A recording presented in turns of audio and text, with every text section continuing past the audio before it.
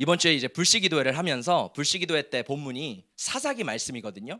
사사기 말씀을 이렇게 막 준비하다가 제가 말씀을 준비하면서 은혜를 막 받는 거예요. 이 사사기가 굉장히 쉽지는 않은 내용이에요. 왜냐하면 죄악을 다루고 암흑 시대를 다루고 사사들의 어두운 면들을 다루기 때문에 이 말씀이 쉽지만은 않았습니다. 근데 그럼에도 불구하고 말씀을 연구하고 말씀을 보면서 야, 여기 안에 은혜가 있구나. 그리고 그 은혜가 있는 것뿐만 아니라 이 사사 시대가 마치 오늘날 우리의 시대랑 너무너무 흡사하다라는 것을 제가 경험하게 되면서 오늘 이 마지막으로 사사기를 한 번 더 정리하려고 오늘 말씀을 준비했습니다.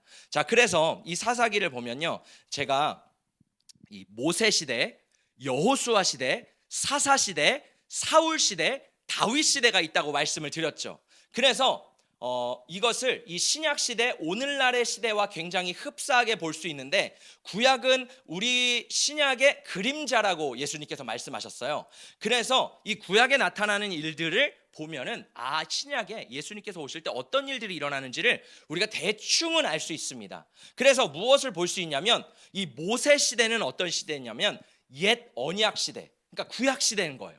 하나님께서 처음으로 언약을 주시고 말씀을 주셔서 이것이 하나님의 뜻이구나 라는 것을 알았어요. 그리고 여호수아 시대 때는 어떤 일이 일어나냐면 하나님의 약속을 가지고 이제 가나안 땅으로 들어가서 하나님의 나라를 이루어가는 삶, 신약 시대입니다. 그래서 예수님이 이 땅에 오신 그 신약 시대를 여호수아 시대라고 우리가 좀 볼 수 있어요. 그래서 여호수아, 구원자, 예수, 구원자, 같은 의미를 가지고 있죠. 그리고 우리가 보고 있는 이 사사 시대는 어떤 시대냐면 교회 시대예요. 교회 시대는 초대교회로부터 예수님 오시기 전까지 지금 이 시대를 교회 시대라고, 성령 시대라고 말을 하는데, 이 사사기 시대가 지금의 시대를 대변하고 있습니다. 그리고 이 시대를 지나서 사울 시대는 어떤 시대죠? 바로 대환란의 시대.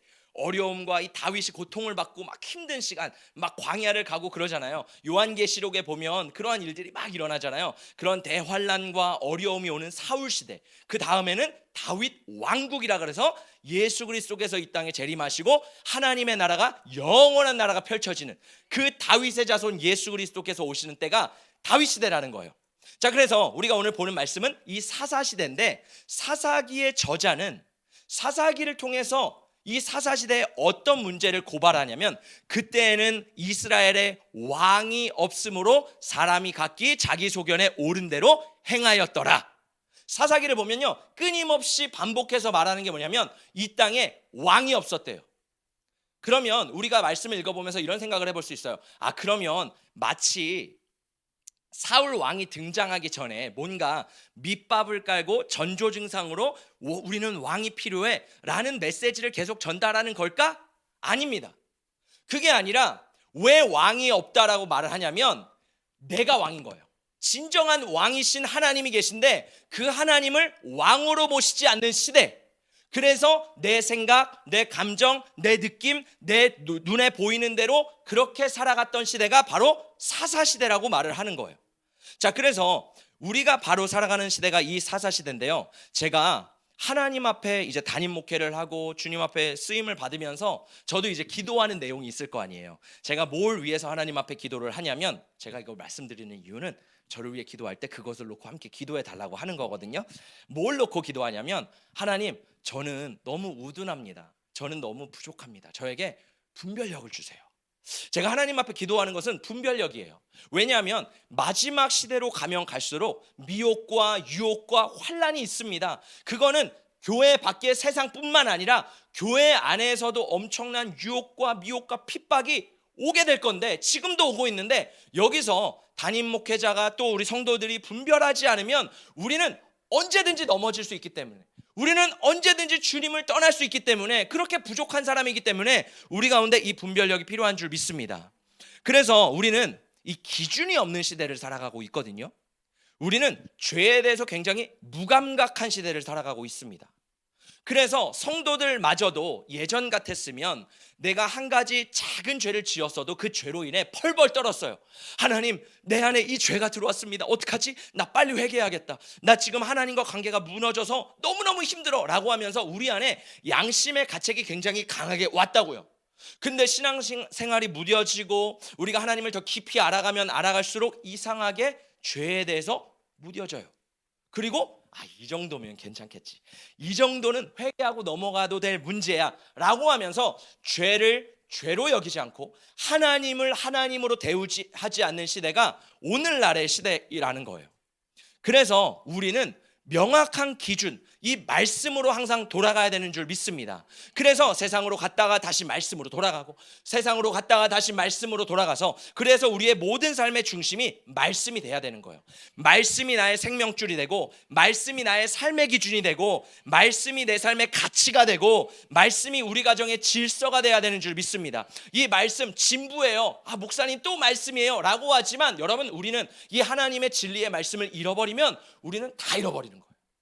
저는 우리 깨우는 교회가 이 마지막 시대에 정말 모든 것을 잃어버려도 하나님의 말씀만큼은 타협하지 않고 하나님의 말씀만큼은 붙잡는 살아있는 교회가 되기를 축복합니다. 할렐루야. 왜? 하나님의 말씀을 떠나서요, 우리의 인생은요 곤고하고 비참한 인생이 될 수밖에 없어요. 우리는 행복을 쫓아 살아갑니다. 자유를 원해서 살아가요. 그러면 나는 하나님이 떠난 것이 행복이고 자유야 라고 해서 정말 하나님을 떠나셨던 분들도 계실 거예요. 그러면 진짜 자유했나요? 진짜 내 안에 평안이 있었나요? 진짜 내 안에 기쁨이 있었나요? 여러분, 물고기는요 물 안에 있어야 돼요. 물고기가 물이 너무 답답해. 야, 나 이제 이 맨날 맛있는 물 지겨워. 나 이제 밖의 세상을 볼래 하고서 막 나가요. 그럼 어떻게 됩니까? 물고기는 죽어버려요.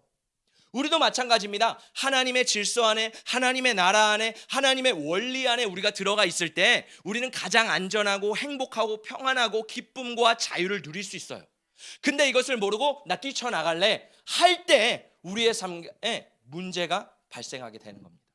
여러분, 저는 우리 사랑하는 깨우는 교회 성도님들이 무슨 일이 있어도 하나님 안에 거하시기를 축복합니다. 어떤 일이 있어도 하나님을 떠나지 않기를 축복합니다. 내 감정과 내 생각과 상관없이 그것을 굴복시켜 하나님 안으로 더 깊이 들어오는 우리 깨우는 교회가 되시기를 예수님의 이름으로 축복합니다. 자, 그래서 모든 성경의 역사, 세계의 역사, 인류 역사를 살펴보면 두 가지 흐름이 있어요. 하나는 하나님 안에서 하나님 안에 거하려는 사람들, 하나는 하나님을 떠나서 세상으로 나가서 마귀의 종노릇하는 사람들. 우리는 무슨 일이 있어도 하나님 안에 거하여 하나님의 뜻을 이루어드리는 자가 돼야 되는 줄 믿습니다. 자, 그래서 우리는 구원을 받았잖아요. 제가 계속 강조하는 내용인데, 우리가 구원을 받을 때 내 영은 예수 그리스도 안에서 거듭났고 구원을 받았습니다. 할렐루야. 근데 문제는 내 혼이에요. 내 혼은 아직 구원을 받지 않았어요. 구원을 이루어가고 있어요. 무슨 의미냐면, 내가 생각, 나의 마음, 나의 의지는 예수를 믿었어도 여전히 세상의 생각, 세상의 감정, 상처, 내 육신의 의지를 가지고 살아가고 있다고요. 그래서 우리가 영적인 싸움이라고 했을 때 마귀와의 싸움도 있지만 내 혼과의 싸움이 있습니다. 왜냐하면 내 혼은 끊임없이 영의 생각을 따를 것인지 육의 생각을 따를 것인지 계속해서 내 안에서 전쟁이 일어나고 있거든요. 그래서 그리스도인은 어떤 사람이냐면, 내 육을 굴복시키고 내 혼을 예수 그리스도의 십자가에 못 박고 예수를 따라가는 거예요. 그게 그리스도인이라는 겁니다. 우리가 머리로는 잘 알고 있지만 이것을 살아내기는 결코 쉽지 않아요. 왜냐하면 성경에 경건의 모양은 있지만 경건의 능력을 부인하는 자들이 있대요. 겉모습을 볼 때는 다 예수님 믿고 다 신앙이 좋은 것 같고 다 집사, 권사, 장로, 목사 다 그렇지만 실상 우리의 내면 경건의 능력이 시험될 때는 대부분 아무것도 없다라는 거예요. 저는 우리 교회가 겉만 화려한 교회가 아니라 내실이 예수로 튼튼한 교회가 되시기를 예수님의 이름으로 축복합니다. 자, 이 사사기는 정말 충격적인 말씀이에요. 제가 오늘 말씀을 준비하다가 되게 많은 고민을 했어요. 왜냐하면 사사기를 우리가 지금까지 봤는데 이거는 난이도가 강이에요. 정말 어려운 이야기들, 좀 센 이야기들, 정말 교회에서 선포되기에는 민망한 이야기들이 나올 정도로 굉장히 어려운 막장 드라마와 같은 이야기가 오늘 나오거든요. 근데 저는 이 말씀을 보면 볼수록 어쩜 이렇게 우리 시대랑 똑같을까?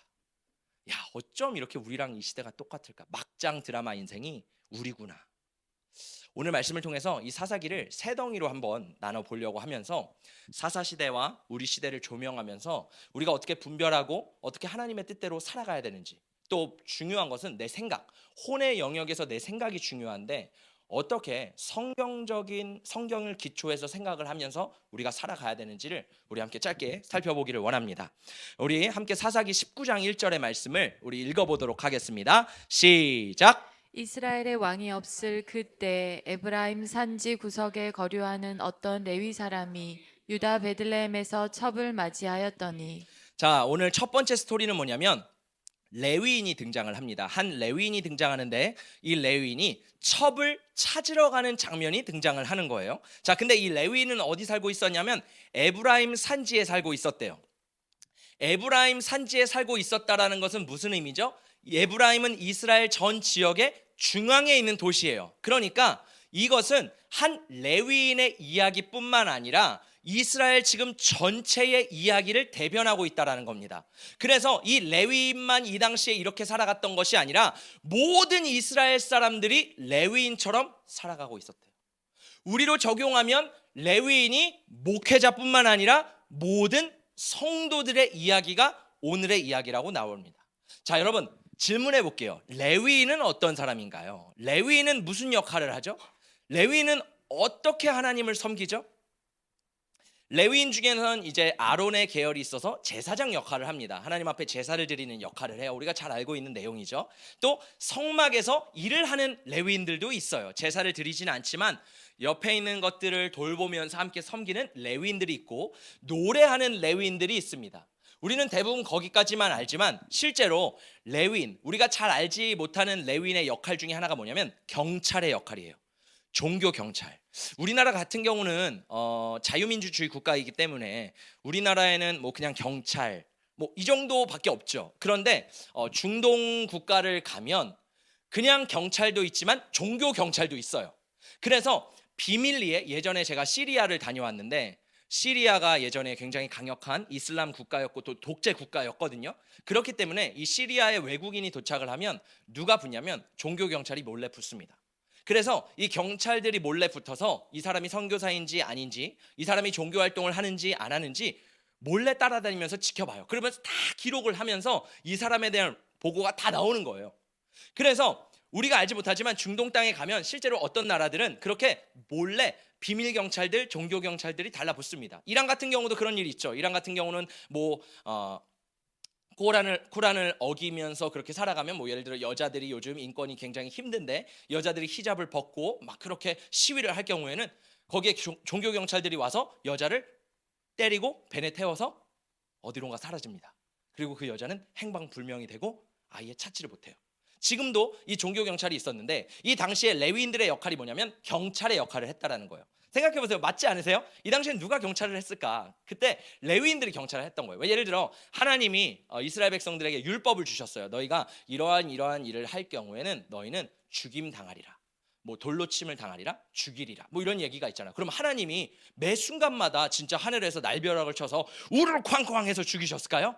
아니죠. 하나님이 물론 그렇게 할 때도 있었지만 대부분의 때에는 누군가가 이 사람을 잘못한 범죄자를 죽였어야 됐어요. 말씀에 의거해서. 그럼 그런 사람들이 누구였다라는 거예요? 일반 사람들이 죽인 게 아니라 우리가 지난번에 봤듯이 동물, 고기를 하나 먹을 때도 일반 사람이 고기를 도축할 수 없다라고 말씀드렸죠. 어떻게 해야 돼요? 성전에 가가지고 레위인을 통해서 도축을 하고 고기를 먹고 하나님 앞에 화목제를 드리면서 하나님 이 피를 흘리겠습니다. 근데 이 피를 흘리는 것은 제가 하나님과 관계가 멀어지기 위해서가 아니라 제가 고기가 너무 먹고 싶어서 하나님 이거 하나만 기억해 주시고 하나님과 화목하고 제가 피를 흘리겠습니다 라고 해서 고기를 먹는 거거든요.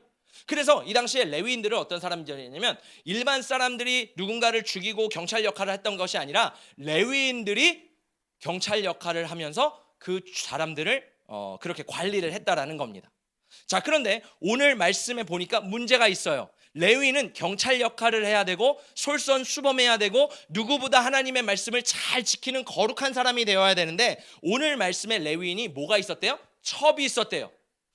구약 성경을 보면 물론 일부 다처제의 그런 흐름들이 있습니다. 아브라함도 그렇고 뭐 여러 사람들이 아내들을 많이 두었어요. 근데 하나님은요 사실 창세기에서 일부 다체절을 얘기하지 않으셨어요. 하나님은 남자와 여자가 둘이 합하여 한 몸을 이룰지니라. 할렐루야. 한 몸을 이룰지니라. 하나님은 일부 일처제를 말씀을 하셨습니다. 근데 문제는 뭐냐면 이 레위인조차도 이 당시에 첩을 두면서 그렇게 문란하고 내가 원하는 대로 삶을 살았다라는 거예요. 우리가 삼손을 보면서 삼손이 뭐라 그랬어요? 단지파의 마지막 보류라고 말씀드렸어요. 삼손에게 마지막 기회를 줬는데 삼손은 그 기회를 놓쳤고 단지파도 그 기회를 놓쳤고 결국 단지파는 사라지게 됩니다. 근데 중요한 것은 오늘 레위인이 사사기 마지막에 등장한다라는 것은 이 레위인, 이 종교, 이 교회가 이 시대의 마지막 보류라는 거예요. 우리 깨우는 교회는 어떤 교회가 되어야 되냐면 마지막, 이 시대의 마지막 보류가 되어야 될 줄 믿습니다. 세상의 수많은 교회들이 타협할지라도 우리는 그것을 타협하지 않기 위해 끝까지 하나님을 붙잡으며 나아가야 되는 줄 믿습니다. 자, 그래서 이 사람이 그렇게 첩을 뒀는데 문제는 이 첩이 다른 남자와 행음을 하는 거예요. 되게 비슷하죠? 레위인도 아내가 있고 본처가 있고 첩이 막 있으면서 음란한 생활을 하고 이 첩도 음란한 생활을 하고 있다고 2절에서 말을 하고 있어요. 그래서 이 첩이 아버지 집으로 막 이제 가게 됩니다. 그래서 에브라임 산지에 살고 있었던 이 레위인이 장인어른이 사는 베들레헴으로 이제 내려가게 돼요. 자, 베들레헴으로 내려갔는데 이 장인이 레위인을 보고선 너무너무 기쁜 거예요. 야, 우리 사위에 왔네. 너무 잘했어 하면서 3일 동안 잔치를 벌여주는 겁니다. 중동에 가면 실제로 이러한 손님 환대 문화가 있어요. 그래서 누구든지 우리 가족이 아니고 우리 지파가 아니고 내 사람이 아닐지라도 외국인일지라도 그 자기 영역을 지나가는 사람은 초대해서 물을 대접하고 식사를 대접하고 잠자리를 대접하는 그러한 문화가 지금까지도 중동에서는 있습니다. 그래서 이 장인도 사위가 오는 게 너무 좋으니까 3일 동안 이제 파티를 하는 거예요. 그래서 이 레위인이 이제는 첩과 함께 다시 에브라임 산지로 돌아가겠습니다. 막 얘기를 하는데 장인이 그러는 거예요. 이복에 하루만 더 있어다. 하루만 우리 함께 더 즐기다가 오랜만에 봤는데 우리 조금만 더 시간을 보내다가 가자 하고선 4일이 됐어요. 또 이제 저희는 가겠습니다 라고 했더니 하루만 더 있자. 하루만 하면서 5일째까지 이제 그 베들레헴에서 잔치를 벌인 겁니다. 자, 그런데 여기에 볼 때 우리가 주목해야 될 단어가 있는데 집이라는 단어가 있어요. 우리가 성경을 보지 않았지만 2절에는 이 레위인이 장인의 집에 갈 때 장인의 집라고 했을 때 집이라는 표현이 있고 9절에는 이 장인이 레위인에게 에브라임 산지에 있는 집이라고 말할 때 집이 있어요. 그러니까 우리나라 말 성경에서는 동일한 집이에요. 그래서 우리는 구별이 안 되지만 사실 우리가 여기서 무엇을 볼 수 있냐면 레위인과 장인의 경제적인 차이를 볼 수 있습니다. 예를 들어서 레위인의 집은 뭐라고 표현을 하냐면 히브리어로 오헬이라 그래요. 오헬은 뭐냐면 천막 텐트 같은 거예요. 그러니까 레위인은 에브라임 산지에서 천막이나 텐트에 살았던 거예요. 그런데 이 장인의 집 할 때 그 집은 바이트예요. 바이트는 히브리어 아랍어 되게 비슷하거든요. 베이트. 근데 뭐냐면 벽돌로 세운 집이에요. 하우스. 우리가 생각하는 집. 그러니까 레위인은 지금 굉장히 어렵게 살고 있었고 이 장인은 굉장히 부유한 자산가라는 것을 우리가 이 말씀을 통해 알 수 있는 거예요. 자, 그러면 이 재력가였던 장인은 왜 도대체 이렇게 못 사는 레위인에게 자기 딸을 본처도 아닌 첩으로 시집을 보냈을까요? 남자들은 신기하게요. 이제 한 30대 40대가 되면 돈을 막 법니다. 돈에 대한 욕심이 있어요. 그래서 돈을 막 열심히 벌어요. 근데 이제 50대 이제 시간이 지나가다 보면 돈에 대한 욕심이 이제 돈이 어느 정도 있다 보니까 돈에 대한 욕심보다는 이제 권력, 명예에 대한 욕심이 이제 생기기 시작해요. 그래서 은퇴하면 대부분 고문, 이사장 이런 타이틀들이 하나씩 다 있으시잖아요. 왜냐하면 남자들은 재물을 원하다가 그 이상이 되면 이제 권력과 명예를 갖기를 원하거든요. 그래서 오늘 말씀에 보니까 이 장인도 어떤 마음이 있었냐면 이제 나는 부자야, 재력가예요. 근데 당시에 레위인은 아무리 타락했다고 할지라도 사회적으로 지위가 있어요. 그러니까 돈은 없었지만 사회적인 지위가 있었던 계층이 레위인 계층이었어요. 그러니까 이 사람은 어떤 마음으로 이 레위인을 받아들였냐면 야, 내가 이 사람이 돈은 없지만 사회적인 계층이 있으니까 내 사위가 레위인이라 그러면 어디 가서 나는 부족하지 않으니까 그래, 이 사람을 내 사위로 삼자 라고 하면서 그러한 욕심이 있었던 겁니다. 레위인도 마찬가지예요. 첩이 있었지만 또 여자에 대한 탐심도 있었지만 동시에 뭐가 있었던 거예요? 돈에 대한 욕심이 있었던 거예요. 그래서 이 여자를 두면서 돈과 명예의 욕이 이 당시에 굉장히 강했다라는 것을 우리가 볼 수 있습니다. 우리도 마찬가지예요. 우리는 지금 어떤 시대를 살아가고 있냐면 황금 만능주의 시대를 살아가고 있습니다. 그래서 돈이면 다 돼요. 그리스도인들도 마찬가지예요. 돈이면 다 돼요. 예수를 믿는 것보다 돈이면 가장 우선순위예요. 우리가 아무리 예수를 믿고 아무리 예수님을 사랑한다라고 하지만 실제로 내 삶 가운데 돈의 문제가 딱 닥칠 경우, 나의 이익과 이윤이 닥칠 경우 대부분의 사람들이 예수를 떠납니다. 그게 오늘날 이 시대의 풍조라는 겁니다. 마지막 시대가 갈수록 사람들이 자기를 사랑하고 돈을 사랑합니다. 어느 날 학생이 기말고사를 망쳤다 그래요. 우리 친구들도 아마 중간고사, 기말고사, 수능 여러 가지 시험들을 볼 것 같은데 이 학생이 이제 기말고사를 망쳤는데 어떤 마음이 들었냐면 이 목사님에게 찾아가서 목사님에게 이랬는데, 목사님, 저 시험 망쳤어요. 저 너무 죽고 싶어요. 우리 그렇게 말하지 않아요? 내 삶 가운데 어려움이 딱 닥치면 나 죽고 싶어. 나 이제 그만 끝내고 싶어. 나 이제 지겨워. 근데 여러분, 어른들이 봤을 때 학생들은 사실 그 시험, 중간고사, 기말고사 너무 중요하죠. 근데 어른들이 봤을 때는 그것도 하나의 과정이에요. 물론 잘 보면 좋지만 그게 죽을 문제는 아니라고요. 근데 우리는요, 그 작은 문제 하나로 죽고 싶다라는 거예요. 왜 그런지 아세요? 우리는 그 생각의 근원, 어떠한 생각이 우리 가운데 있는지를 살펴봐야 되는데 어떤 마인드가 있냐면 진화론적인 생각이 우리 안에 있다라는 겁니다. 우리가 초등학교, 중학교, 고등학교에 들어가면 이제 과학 시간에 제일 그리스도인들이 힘들어하는 게 뭐냐면 과학 시간이에요. 왜냐하면 진화론을 배우기 때문에 창조과학이 옳은지 진화론이 옳은지 우리는 늘 헷갈린 거예요. 교회에서는 하나님이 천지를 창조하셨다고 하는데 여기서는 원숭이, 아메바가 진화하고 원숭이가 되어서 우리의 조상이 원숭이라는 거예요. 그러니까 애들이 너무너무 헷갈리는 겁니다. 근데 여러분, 진화론을 우리가 배울 수 있어요. 왜냐하면 과학이 있기 때문에 우리 그리스도인들이 이 진화론을 배우고 또 나중에 성장해서 어떻게 하나님의 말씀으로 이 진화론들을 파할 것인지 배우기 위해서는 그러한 세상의 문화들도 배워야 될 필요가 있습니다. 그래서 다니엘도 바벨론에 갔을 때 타협하지 않는 부분은 있었지만 그 나라의 학문과 언어와 문화를 배웠어요. 요셉도 마찬가지로 애굽에 가서 배웠어요. 배우는 건 중요해요. 근데 중요한 건 뭐냐면 그 진화론적인 사고가 우리 안에 들어오면 안 되는 거예요. 진화론적인 사고가 우리 안에 뿌리를 내리면 안 되는 거예요. 자, 우리는 학생들뿐만 아니라 어른들조차도, 그리스도인들조차도 이 진화론적인 생각이 사로잡혀 있어요. 뭐냐면 자연 선택과 적자 생존. 뭐냐면 환경에 적응에 유리한 개체들이 살아남는다. 기억나시죠? 유리한 사람들이 살아남는 거예요. 그러니까 쉽게 말하면 힘센 놈들은 살아남고 약한 놈들은 다 죽어버린다. 그게 이 시대의 풍조라는 겁니다. 그래서 학생들이 내가 시험을 망쳤어요. 왜 죽고 싶어요? 나는 쓸모없는 존재라는 거예요.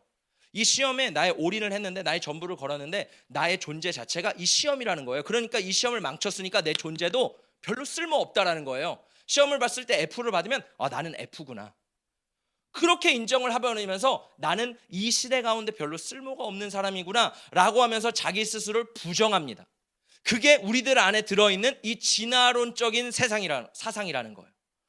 여러분, 우리는요, 하나님이 창조하신 하나님의 가장 아름다운 작품인 줄 믿습니다. 그래서 성경에서 우리를 뭐라고 말하냐면 하나님은 우리를 바라보시면서 이렇게 말씀하세요. 우리 함께 이 말씀을 나에게 하나님이 말씀하시는 거라고 생각하면서 우리 큰 소리로 읽어보겠습니다. 시작.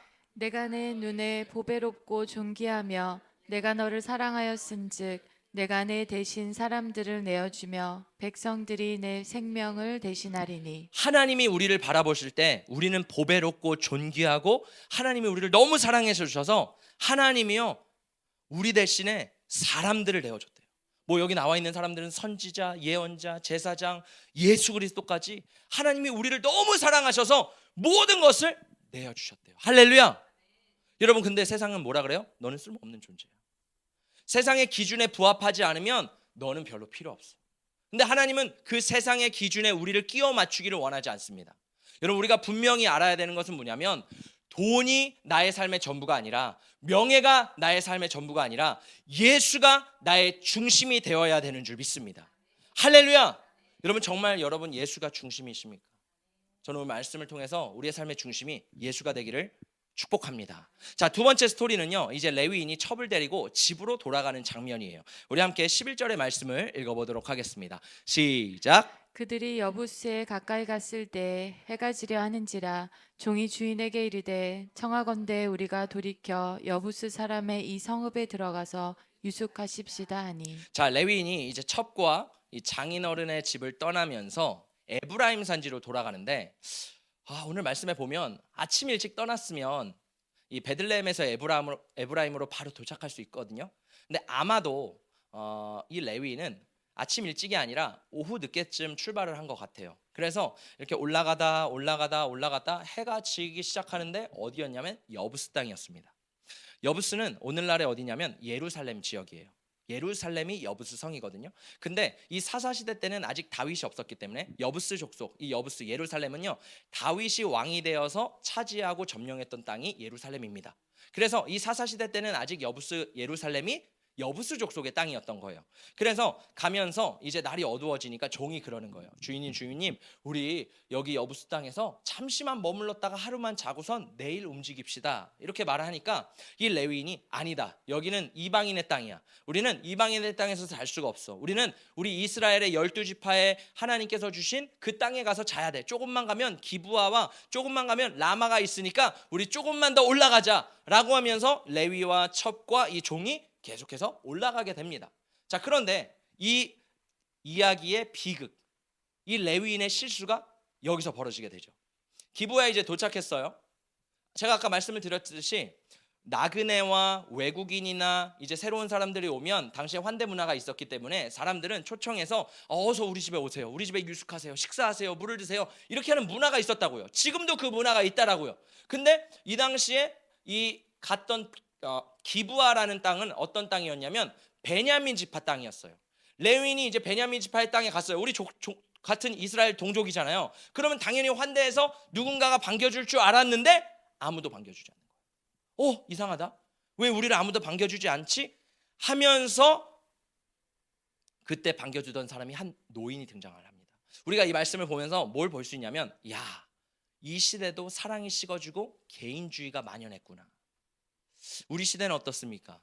우리 안에서 굉장히 많이 사랑이 식어지고 우리가 개인주의 신앙으로 우리의 신앙이 굉장히 많이 바뀌는 이런 어두운 시대를 살아가고 있어요. 어쨌든 이 말씀 가운데 이제 노인이 등장하는데, 이 노인을 보니까 노인은 에브라임 사람이래요. 근데 지금 어디에 있어요? 베냐민 지파 땅에서 일을 하고 있어요. 그러니까 우리가 이것을 보고서 알 수 있는 것은 이 노인은 그렇게 잘 사는 노인이 아니로 원래 자기 지파의 땅이 있으면 그 땅에서 기업을 얻었을 텐데 뭔가 어려움이 있어서 쫓겨서 베냐민 땅에 와서 소장농으로 종으로서 일을 하고 있는 이스라엘 사람이구나 라는 것을 우리가 볼 수 있습니다. 근데 이 노인이 긍휼한 마음이 있었는지 이 레위인을 이제 자기 집으로 초대를 하는 거예요. 그래서 초대를 해서 이제 함께 자려고 하는데 문제가 생겼어요. 베냐민 지파의 불량배들이 이 노인의 집에 찾아오는 겁니다. 똑똑똑똑 하면서 뭐라고 말하냐면 22절에 우리가 그와 함께 관계하리라. 이 레위인을 우리에게 빨리 주세요. 내가 이 사람과 관계해야겠습니다. 뭐예요? 동성애를 하겠다라는 거예요. 하나님의 말씀을 보면 창세기, 출애굽기, 레위기, 민수기, 신명기는 하나님께서 이 광야를 지나 가나안 땅에 들어가기 전에 이스라엘 백성들에게 하나님께서 주신 말씀이라고 하셨죠. 근데 우리가 이 모세오경을 읽어보다 보면 세상 사람들은 하나님 왜 이렇게 배타적이야? 하나님 왜 이렇게 협소적이야? 하나님 왜 이렇게 잔인해? 왜 거기 가서 이방 사람들을 다 진멸하라고 말씀하시지? 도대체 하나님은 뭐야? 근데요, 우리가 볼 수 있는 것은 무엇이냐면 하나님은 이 가나안의 문화를 굉장히 미워했습니다. 그 가나안의 죄악은요, 이미 하나님의 심판의 도를 넘어갔다라는 거예요. 그래서 하나님은요, 이스라엘 백성들이 자신의 정체성을 지키고 이 땅에 들어갔을 때 가나안의 문화와 타협하지 않고 구별되고 거룩한 사람으로 살아내기를 원하셨어요. 그래서 그 땅에 있는 죄악을 끊어버리라고 말씀하신 거예요. 근데 이 사람은 어때요? 세상에 있는 것들, 가나안에 있는 것들을 이제 막 타협하기 시작합니다. 얼마나 무법지대였냐면 오늘 말씀을 통해서 볼 수 있는 게 뭐예요? 이스라엘 백성들은 아마 동성애라는 걸 몰랐을 수도 있어요. 근데 가나안의 문화 가운데 뭐가 있냐면 동성애가 있었던 겁니다. 그리고 이 동성애를 보니까 어떻게 있었냐면 그 당시에 이제 일부 다처제잖아요. 이게 가나안의 문화고 세상의 문화였잖아요. 많은 아내들을 얻다 보니까 부자들은 아내가 많지만 가난한 사람들은 아내가 있어요, 없어요? 없어요. 그럼 나는 아내를 얻고 싶은데 돈도 없고 재력도 안 되고 힘도 없으니까 풀 수 있는 방법이 없는 거예요. 그러면 어떻게 돼요?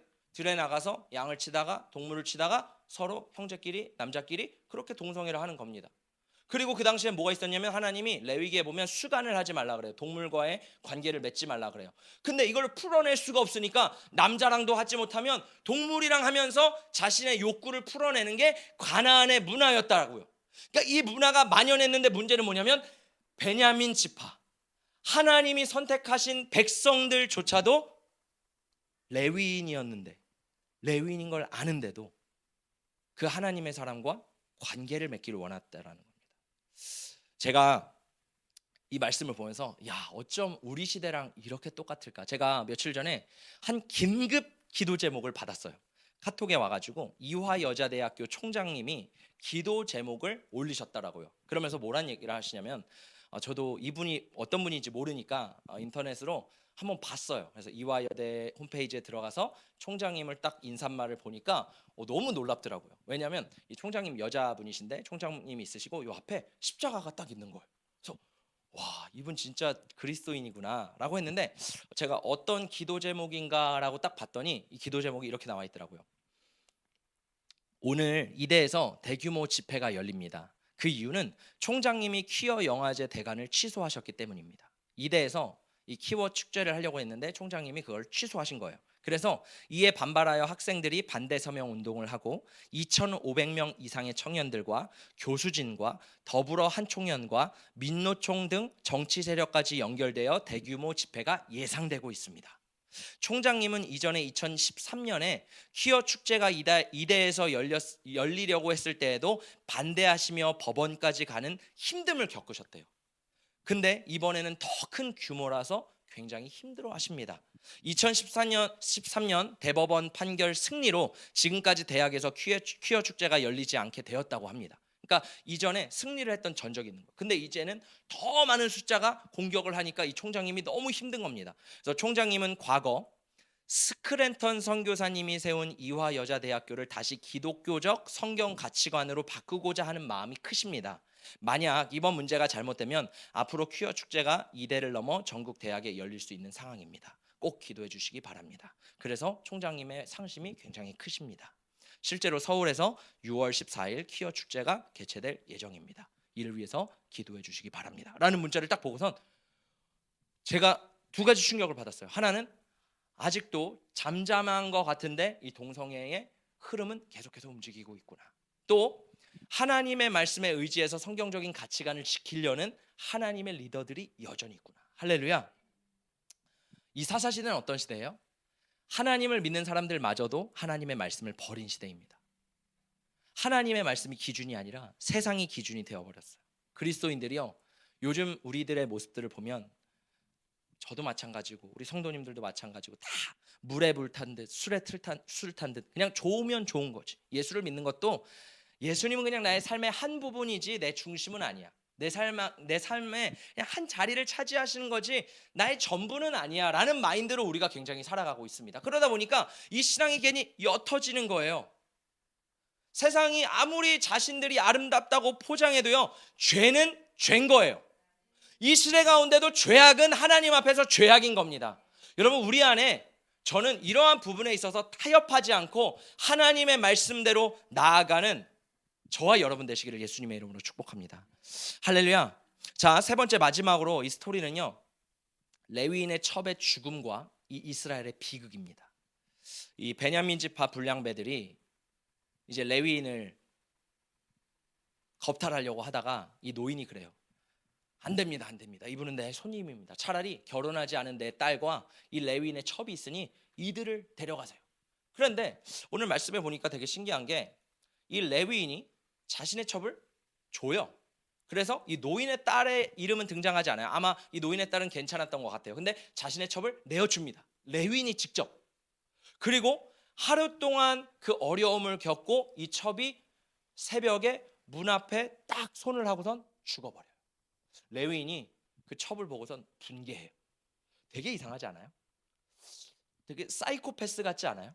왜냐하면 자신이 내어줬는데, 자신이 죽게끔 그렇게 내어줬는데 자신이 오히려 또 분개하고 화내는 장면이 나타나는 거예요. 그러면서 이 첩을 데려다가 에브라임 산지에 가가지고 12조각으로 쪼갭니다. 야, 레위인이 피를 만지면 안 되는 레위인. 물론 뭐 레위인들이 제사를 하니까 할 수 있겠죠. 근데 죽은 사람을 만지면 안 되거든요. 근데 그 사람을 12조각을 내어서 이스라엘 12지파에 다 뿌립니다. 그러면서 이보시오, 베냐민 지파가 이렇게 했습니다. 지금 문제가 생겼습니다. 미스바로 모여서 이 베냐민 지파에게 복수를 해주세요 라는 편지를 쓴 거예요. 자, 그래서 이스라엘의 모든 사람들이 이제 지파의 모든 사람들이 미스바에 모여서 회의를 하는 장면이 나오는데, 이때 레위인이 뭐라고 대변을 하냐면, 우리 함께 말씀을 읽어보도록 하겠습니다. 사사기 20장 4절과 5절이에요. 시작. 레위 사람 곧 죽임을 당한 여인의 남편이 대답하여 이르되 내가 내 첩과 더불어 베냐민에 속한 기브아에 유숙하러 갔더니 기브아 사람들이 나를 치러 일어나서 밤에 내가 묵고 있던 집을 에워싸고 나를 죽이려 하고 내 첩을 욕보여 그를 죽게 한지라. 자, 레위인이 세 가지를 말을 해요. 첫 번째는 뭐냐면, 내가 내 첩과 함께 베냐민에 속한 기브아에 갔다. 두 번째, 기브아 사람들이 나를 죽이려고 했다.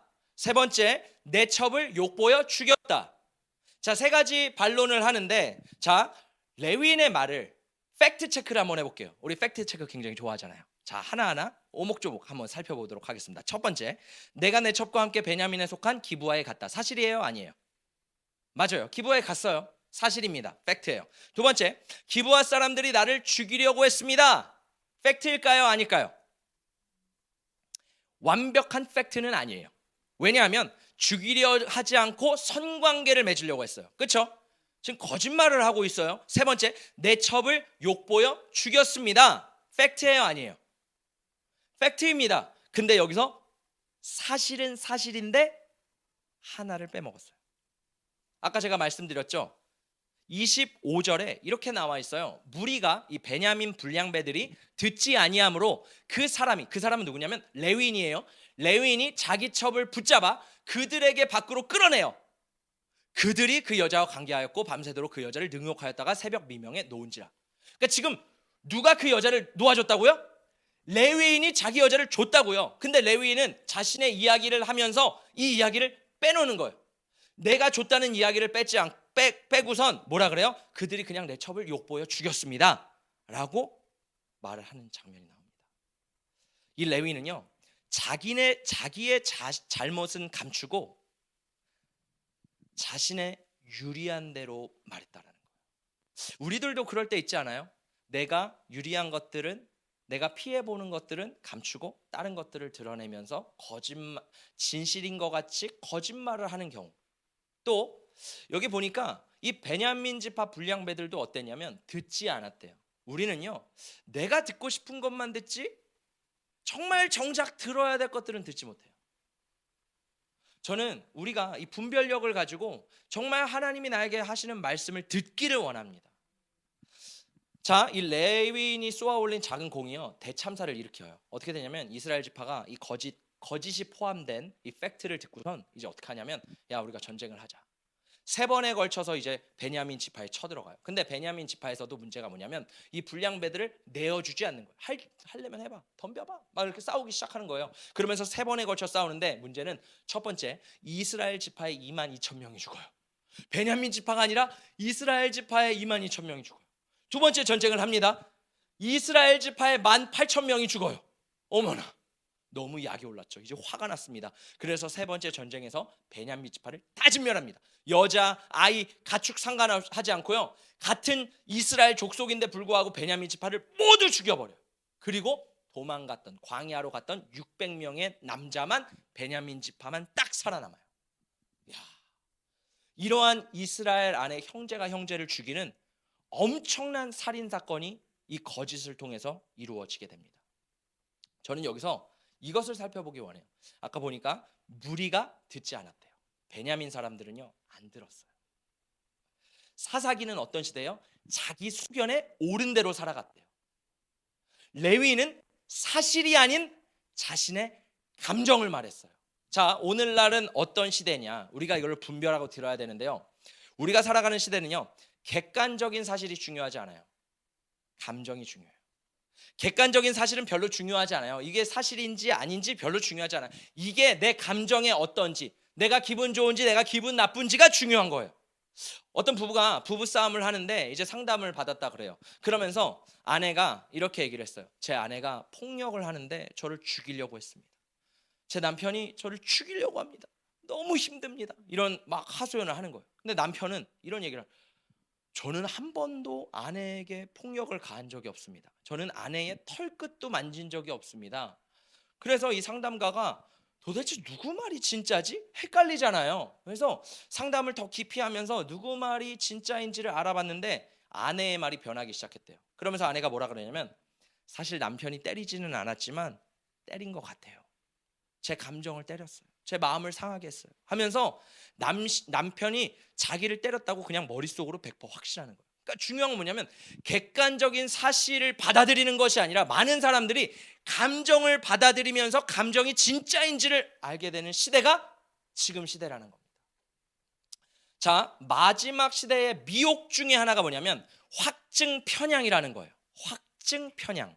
좀 어려운 말인데 사람들은 진실의 여부와 상관없이 특정한 사실을 그냥 믿고 받아들이는 거예요. 근데 이 특정한 사실은 내가 원하는 것, 내가 듣고 싶은 것. 그러니까 사람들 안에 균형이 없습니다. 우리는 이것도 들어야 되고 이것도 들으면서 이 양쪽을 들으면서 아 이게 맞구나라고 객관적인 사실을 보고선 객관적으로 결론을 내려야 되는데 대부분의 사람들은 내가 보고 싶은 것만 본다라는 거예요. 그 중에 하나의 역할이 뭐냐면 유튜브의 알고리즘. 여러분 유튜브 알고리즘 보면요. 내가 좋아하는 건 어쩜 이렇게 쏙쏙 하는지 내가 관심 가질 피드만 딱딱딱딱 떠요.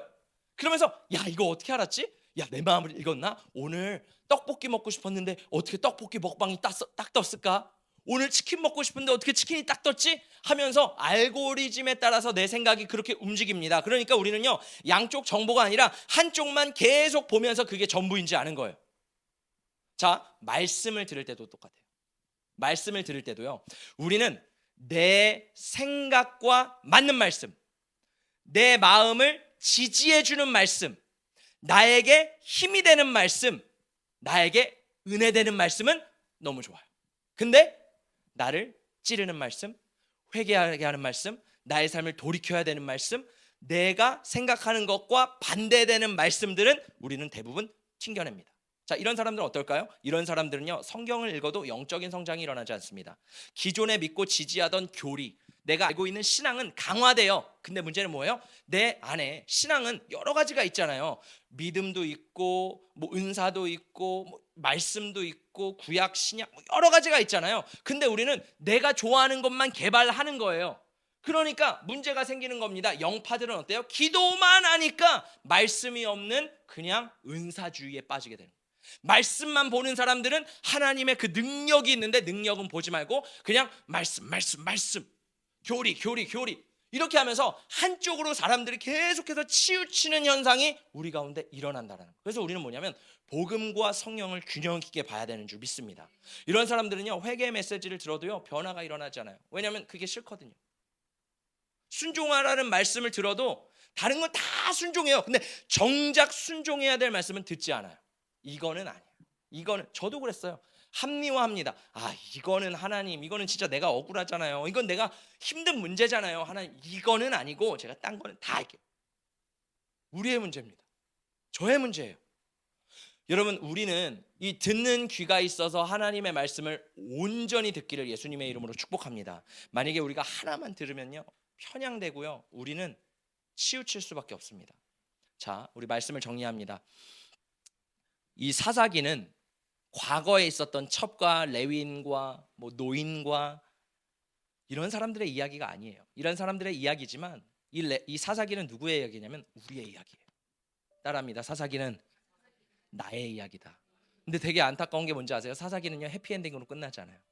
해피엔딩은요 결국 베냐민 사람들은 다 죽고 600명만 남거든요. 근데 이 사람들이 보니까 우리 지파 너무 불쌍한 거예요. 또 불쌍한 거예요. 이상하죠? 그래서 이스라엘 지파에 있는 여자들을 강제로 취합니다. 여자 400명을 약탈해가지고 결혼하게 해요, 강제로. 근데 그걸로 200명이 또 부족하잖아요. 세겜에서 또 세겜에 축제가 벌어지는데 세겜에서 있는 여자들을 니네가 원하는 대로 취해. 200명을 또 데리고 강제로 하는 거예요. 그러면서 사사기는 끝납니다. 그러면서 뭐라 그래요? 왕이 없으므로 사람들이 자기 소견에 옳은 대로 살았더라. 사사기는 거기서 끝나요. 우리가 메시지를 들어도, 설교를 들어도 마지막에는 여러분 희망이 있습니다, 소망이 있습니다, 우리 그래도 예수 그리스도 안에 일어납시다, 이런 메시지가 선포돼야 되는데 사사기는 어때요? 암흑에서 짙은 암흑에서 더 짙은 암흑으로 끝나버리고 끝나요. 우리도 마찬가지입니다. 우리가 사사기처럼 이렇게 예수를 떠나고 하나님을 떠나고 내 생각대로, 내 소견에 옳은 대로, 내 눈에 옳은 대로 예수를 아무리 믿지만 우리가 그렇게 살아간다라고 한다면 우리의 영은 나는 괜찮다고 착각할 수 있을지 모르겠지만 하나님 보시기에는 우리는 암흑으로 가고 있다라는 겁니다. 저는 되게 좋아하는 찬양 중에 하나가 뭐냐면 똑바로 보고 싶어요. 제가 담임 목회를 하면서도 하나님 앞에 기도할 때 늘 기도하는 찬양이 뭐냐면 똑바로 보고 싶어요. 똑바로 듣고 싶어요. 왜요? 저도 말씀을 준비하고 기도를 하지만 저도 연약한 인간이기 때문에 똑바로 볼 수 없고 똑바로 들을 수 없기 때문에 하나님이 열어주지 않으시면 볼 수가 없고 들려지지가 않기 때문입니다. 우리가 다 똑같습니다. 우리가 이 시간 하나님 앞에 나아갈 때 하나님, 내 생각과 내 감정과 나의 육신의 의지에 치우치는 것이 아니라 이것을 꺾어버리고 말씀으로 살아가게 하여 주시옵소서. 말씀이 내 삶의 기준 되게 하여 주시옵소서. 하나님의 말씀이라면 내 감정이 올라갈지라도 그것을 껌뻑 죽이며 하나님 앞에 복종함으로 주님의 말씀에 순종하며 내가 왕이 아니라 하나님이 왕이 되시고 예수 그리스도께서 왕이 되시는 삶을 살아가게 하여 주시옵소서. 여러분, 우리 시간 함께 찬양하며 기도할 때 하나님, 진짜 나의 준, 나의 왕은 예수입니다. 우리 이런 마음으로 함께 찬양하며 기도하도록 하겠습니다.